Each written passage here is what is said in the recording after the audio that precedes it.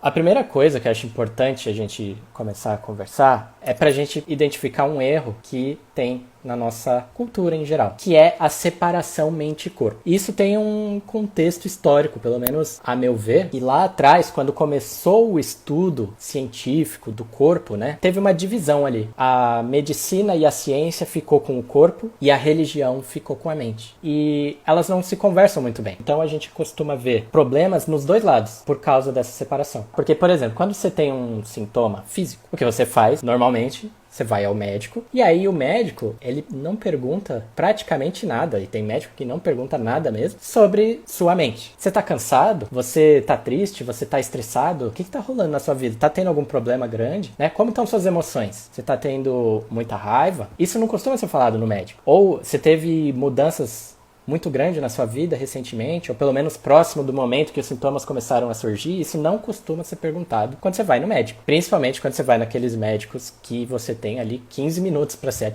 atendido. Basicamente, né, o médico ele vai buscar tratar simplesmente o sintoma, a doença. Até porque isso não é ensinado para o médico e talvez nem faça parte do escopo dele. Mas a questão é, as questões emocionais, psicológicas não vêm à tona. Tá rolando um problema de pele, nós vamos passar um negócio que desativa o mecanismo da sua pele de disparar aquilo. Pronto, resolvemos, certo? Não é conversado, mas por que a sua pele está identificando algum problema? E tem muito médico que, por conta dessa divisão, acaba rejeitando até a ideia de que possa ter causas emocionais. Não só médico, mas pacientes também. Acredito que não. Isso aqui é físico, está acontecendo na minha pele, porque como isso vai ter a ver com o meu emocional? Tem nada a ver. E aí o médico que poderia ter um preparo para falar sobre questões emocionais e psicológicas, ele não tem. Ou mesmo que ele não tivesse, ele não soubesse como te orientar nas questões emocionais, pelo menos saber te indicar, isso pode ter fundo emocional e isso pode ser resolvido talvez com fazendo uma terapia, indo num psicólogo, hipnoterapia, enfim. Essa divisão é problemática, e tanto pela parte do médico como pela parte religiosa também. Muita gente tenta resolver os problemas dela, físicos, também tem gente que isso aqui é falta religiosidade, falta espiritualidade para eu resolver essa coisa. Mas acabam ignorando a parte científica, que tem estudado cada vez mais a relação entre físico e emocional, tá? E aí a gente começa a ver casos das pessoas que começam, isso aí é falta de Deus no seu coração, e etc. E começa a dizer esses absurdos que não ajudam. O fato é que hoje, a gente não tem as respostas exatas do mecanismo de como funciona exatamente o disparo de uma doença física pela questão emocional. A ciência ainda está estudando isso, a gente não tem certeza exata do mecanismo. Mas a gente já tem diversos estudos mostrando, comprovando a relação, que existe relação entre estresse, emoções e doenças físicas. Então isso é fato. Tem até um cara que eu tenho estudado muito interessante, que ele estuda bastante alergia, né? E se a gente for ver a quantidade de coisas que a gente pode ter alergia, tem muita coisa que a gente pode ter alergia, né? É quase infinito. Da mesma forma que é quase infinito a quantidade de coisa que a gente pode ter fobia. E o que ele diz de alergia é que, na verdade, é uma fobia do seu sistema imune, alergia de frutos do mar. É como se o seu sistema imune morresse de medo de frutos do mar. A gente não sente o emocional da fobia, né? O medo, como se a pessoa que tem o medo de barata, de ver uma barata, sente, mas é como se o sistema imune estivesse reagindo a uma coisa que ele tem medo. Agora, alergia tem uma questão fisiológica também. Se você fizer testes de alergia, você vai ver que vai dar lá que você tem alergia a pelo de gato ou alergia a não sei o que. Isso é bem comum, mas nem sempre aquele seu gene está ativo. Só porque a gente tem uma propensão genética, aquilo não quer dizer que aquele gene vai estar ativo. Nem todo mundo que tem propensão a ter diabetes vai ter diabetes. Nem todo mundo que tem propensão a ter alergia vai ter alergia. Mas questões emocionais influenciam a gente ao ponto de ativar aquele gene e aí desenvolver a alergia, desenvolver outras questões. A Gabs falou, eu já tive uma manifestação psicossomática nas mãos na infância. E se assumiram quando ouvi falar sobre doenças emocionais através de um livro chamado Corpo Fala. Foi questão de poucos dias e voltou ao normal. Olha aí foi um poder de sugestão, me parece. Porque a sugestão, essa experiência me marcou demais. O poder de sugestão de dizer que é uma doença emocional pode causar essa mudança. Da mesma forma que alguém pegar e te falar que um sintoma que você teve, às vezes aleatório, é uma alergia, aquilo dispara uma alergia em você. Tem um caso de um cara que ele tinha alergia a cachorro e ele ia se casar. Só que a noiva dele tinha 2 cachorros. E aí eles iam morar juntos. Só que aí ele falou, putz, mas eu tenho alergia a cachorro. E aí ela falou, bom, eu não largo dos meus cachorros, eles são minha vida. E aí ele foi se tratar. E aí o que foi identificado com esse cara? Quando ele era pequeno, ele devia ter uns 4, 5 anos, todo domingo ele ia na casa da avó dele. A família, né, ia pra casa da avó. E ele odiava ficar lá na casa da avó, porque não tinha nada pra fazer, era um saco. E aí, certo dia, ele sentiu uma coceirinha aqui, sentiu uma coceirinha aqui, uma coceirinha aqui. Aí a mãe dele foi lá, viu aquilo, pegou e falou, meu Deus, isso é... Será que isso é uma alergia? Vamos embora, vamos tomar um banho e depois eu vou te levar no médico. Levou ele embora, tomou o banho, e aí quando tomou o banho ele já não tava mais coçando. Aí ela falou, então deixa pra depois. E aí na outra semana foi lá pra casa da avó, coçou ali, coçou ali, coçou ali. Aí a mãe falou, não é possível, isso aqui só pode ser alergia, vamos lá no médico. E aí levou lá no médico. O médico começou a perguntar. Ele começou a comer alguma coisa diferente? Aí não, a gente come sempre a mesma coisa.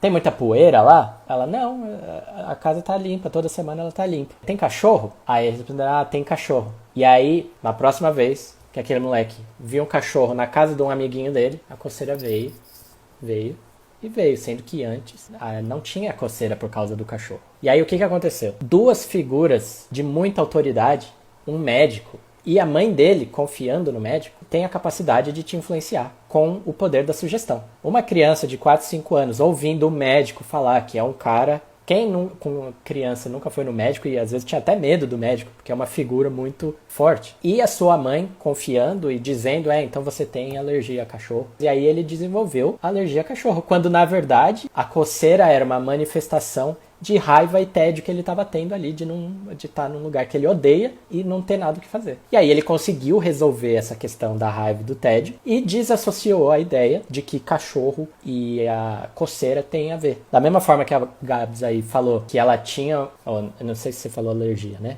Era o quê? Como que você falou? É uma manifestação psicossomática, né? Você tinha isso, e aí quando você leu o livro, você estava totalmente engajado naquele livro, você estava confiando na autoridade do autor, e a forma que ele descreveu afetou de forma que a sugestão entrou. E aí você não sentiu mais aquela manifestação psicossomática. Então esse é o poder da sugestão, que é basicamente o que a hipnose utiliza de mais forte. Então, muita alergia é causada por questão emocional. E ela pode ser disparada por sugestão. E ela pode ser cancelada por sugestão também. Tem um outro caso de alergia, que é um hipnoterapeuta que estuda principalmente alergia, né?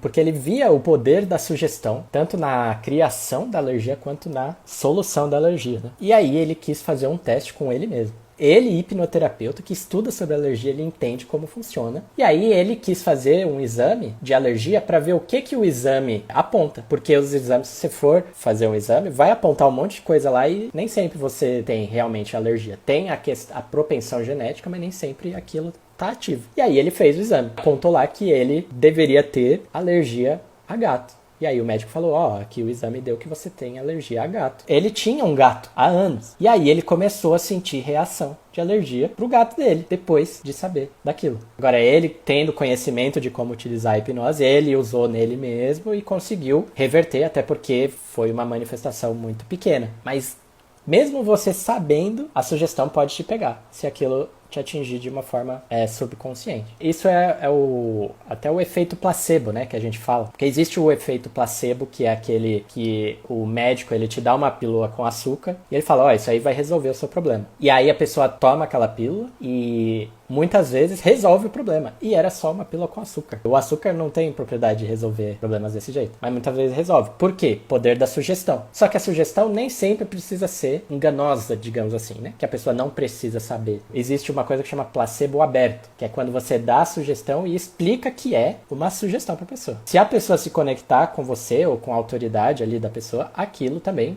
vai resolver. E isso é a hipnose. O poder da sugestão da hipnose é o seguinte, eu não tô colocando uma substância no seu corpo, mas eu tô sugerindo pro seu subconsciente que ele vai funcionar da forma correta, ele vai se autorregular da forma correta. A Dani falou a mesma coisa com a água benta. Quando a água benta funciona, é o poder da sugestão. Não quero minimizar a religião de ninguém, mas se a gente for olhar pelo ponto de vista científico, se a gente quiser replicar o que uma água benta curando alguma coisa em uma pessoa religiosa, para alguém que não tem aquela religião, a gente vai pegar o elemento que funciona, que é sugestão e autoridade. Juntou sugestão e autoridade, a gente consegue ter diversas mudanças. Tem algumas categorias, por exemplo, categoria de dor. É muito comum categoria de dor ser psicossomática. Então, dores crônicas. E a dor crônica é aquela dor, tecnicamente é configurada dor crônica quando ela passa de 3 meses. Já não faz sentido ela ainda estar doendo, se você fez tratamento para aquilo. Fibromialgia também é uma questão que muitas vezes quando a gente trabalha o emocional, ela some. Outra que não é bem dor, mas zumbido. Não sei se vocês já conhecem pessoas que ficam com um zumbido constantemente, ouvindo um zumbido constantemente, que não existe. Tem as de disfunção sexual, impotência, é uma questão, uma manifestação física, mas às vezes a pessoa acha, pô, eu tô com problema nas minhas partes, e não é problema nas suas partes, é problema emocional. Ou ejaculação precoce, ou vaginismo, nas mulheres, né, que é a contração dos músculos da vagina e sente dor durante a relação sexual, baixa libido ou libido praticamente inexistente, também tem questão emocional envolvida. Outro tipo de doença crônica que se manifesta muito é na pele, né? Então, dermatite, muitas vezes coceiras ou vermelhidão na pele. Alopécia, que é a perda de cabelo, não só na cabeça, como em partes do corpo, também é muito comum estar relacionado a estresse, a emocional, a questões psicológicas. Vitiligo também. Você pode ver muitas pessoas com vitiligo conseguem apontar quando que surgiu aquela mancha. Ah, essa aqui foi depois que eu tive um acidente de carro. Ou essa aqui foi depois que eu perdi o meu emprego. E já vi casos de manchas reduzirem, voltarem depois de fazer um tratamento emocional. Dependendo do caso, nem sempre, né? Dependendo do avanço que já teve, pode ser difícil de retornar de toda a pele dela, receber a pigmentação de volta. Mas é muito possível reduzir e dependendo do caso, se já estiver ainda no início, pode ser que novas manchas parem de surgir. Outra, psoríase, né, que é aquelas coceiras que as pessoas sentem normalmente no couro cabeludo, também tem muita questão emocional. As alergias. A maioria das doenças autoimunes tem questões psicossomáticas envolvidas. Então eu falei de dores, disfunções sexuais, pele,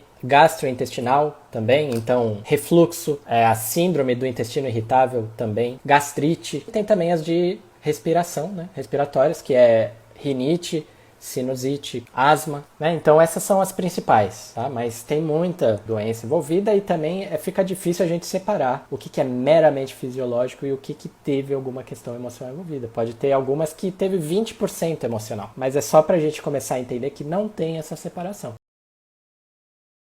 Então, como eu disse, a gente ainda está estudando exatamente o processo, né, cientificamente, o que realmente acontece nas nossas células, nas moléculas e etc. Mas existe uma forma da gente entender esse processo didaticamente. Esse processo é baseado no modelo da mente do Gerald Kine, que eu gosto muito desse modelo, porque ele explica muitas das coisas que a gente sente e que é disparado na gente, inclusive as doenças físicas. O Gerald Kine, ele foi um hipnoterapeuta americano, muito importante. Ele desenvolveu esse modelo e esse modelo é ótimo pra gente se orientar na nossa vida, pelo menos para entender melhor as coisas sem conhecer cientificamente os processos. Porque a gente não precisa saber exatamente a fundo, nem todo mundo vai ser médico, vai ser terapeuta, vai ser neurocientista, enfim. Como que ele separa a nossa mente? Ele faz uma separação entre consciente, subconsciente e inconsciente. Então ele faz essas 3 divisões e não são divisões físicas, tá? Que tem o nosso cérebro, tem a parte consciente, tem a inconsciente. Não, é uma forma didática de explicar. Então a consciente, ela é responsável por pensar, que é a nossa parte racional. A subconsciente é responsável por sentir, tá? Então é a nossa parte emocional,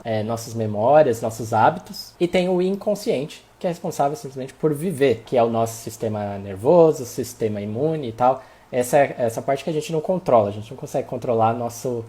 Para de funcionar aí, sistema imune. Pega todas as doenças agora, por favor, a gente não consegue, certo? Então quando a gente está falando do consciente, a gente está falando da parte que é responsável pelas nossas decisões, pela nossa análise e também pela força de vontade. Só que o nosso consciente, ele é limitado, ele é uma parte fraca em comparação com o subconsciente, tá? Então ele só consegue agir de acordo com o que está no nosso subconsciente, com as nossas questões emocionais, nossas memórias, nossas experiências, nossos hábitos, tá? Então por isso que a gente até consegue utilizar uma força de vontade para fazer uma coisa diferente, uma coisa nova, mas aquilo fica por tempo limitado, né? Por exemplo, se a gente quer começar uma dieta, a gente até consegue nos primeiros dias, né? No primeiro, segundo dia, mas aí conforme o tempo passa, vai ficando difícil. Como se fosse uma bateria que vai descarregando da sua força de vontade, e aí quando descarrega, o seu subconsciente vai assumir o controle e ele vai agir da forma padrão que ele já está programado para agir, certo? Então o consciente ele representa 5% da nossa mente, enquanto o subconsciente é 95%. Porque o subconsciente é a nossa real versão, é quem a gente realmente é, né? Ele é formado ao longo da nossa vida, com base nas nossas experiências e nas emoções que a gente sente ao longo da nossa vida. E ele tem uma função, né, de nos ajudar a sobreviver e de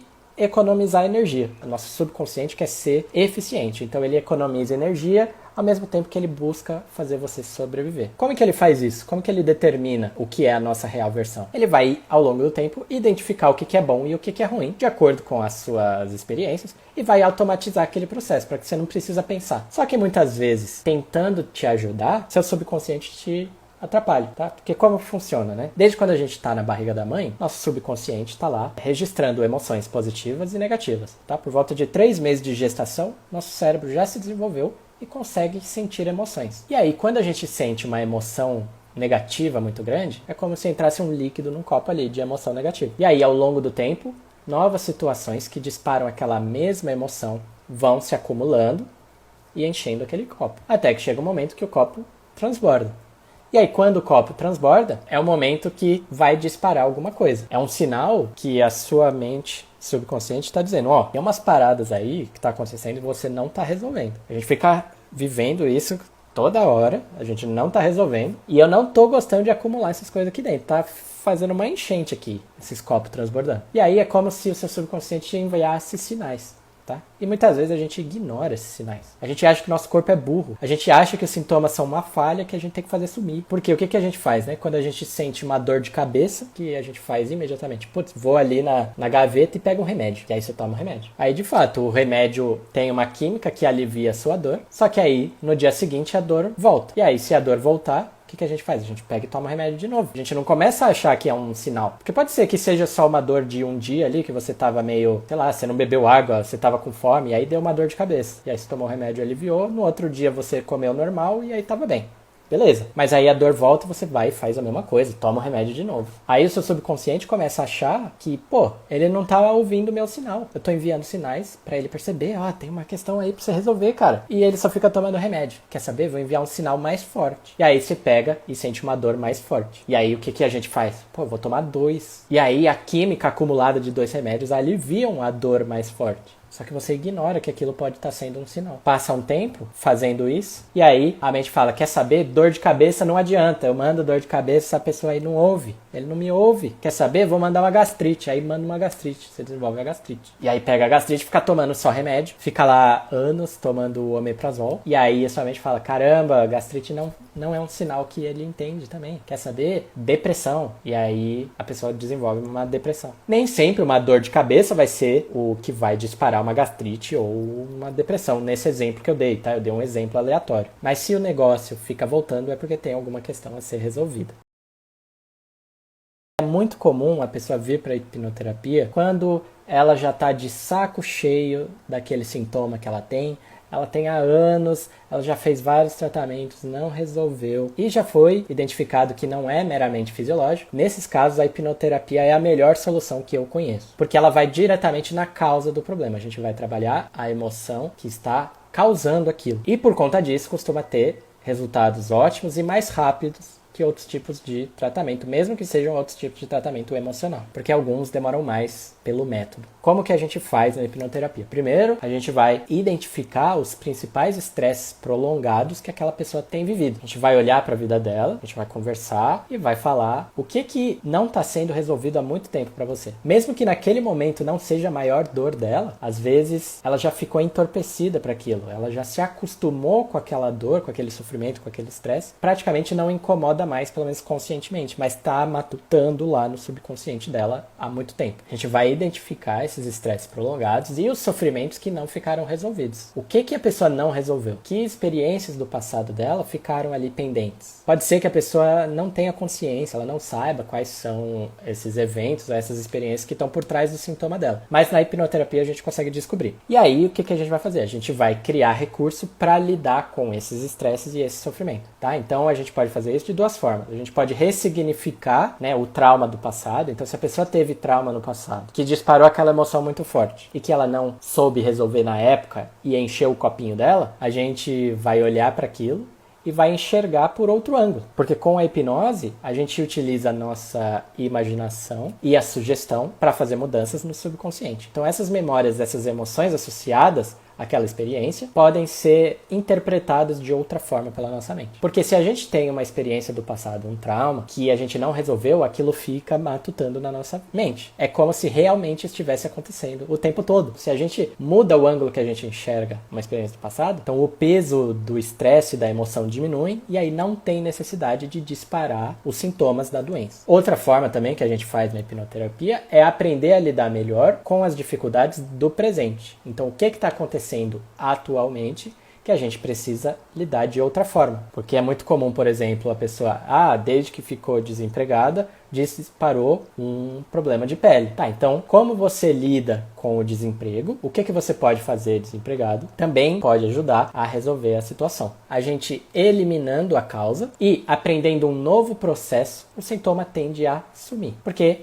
assim, o seu organismo começa a ficar regulado novamente e ele começa a funcionar de forma equilibrada e fazer o que ele sabe fazer, que é se autocurar. E aí a gente consegue resolver muitas doenças psicossomáticas ou diminuir drasticamente o impacto que ela tem na sua vida.